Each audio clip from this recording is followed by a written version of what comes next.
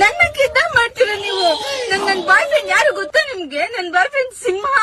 ತಗೋ, ಆ ಸಿಂಹಕ್ ಫೋನ್ ಮಾಡು.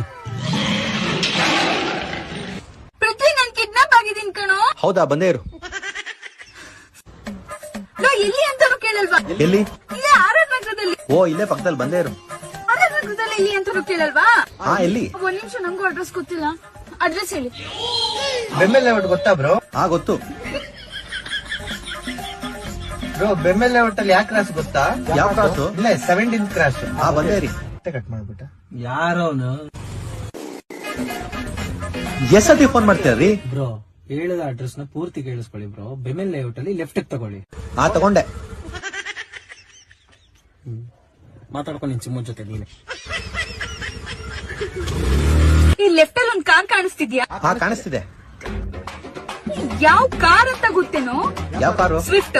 ಹಾ, ಓಕೆ. ಯಾವ ಕಲರ್ ಅಂತನಾದ್ರೂ ಕೇಳ್ದ? ಯಾವ್ದು? ವೈಟ್. ಓಕೆ. ನಾನ್ ಬಂದೆ ನಿನ್ ಕಾಪಾಡಕ್ಕೆ.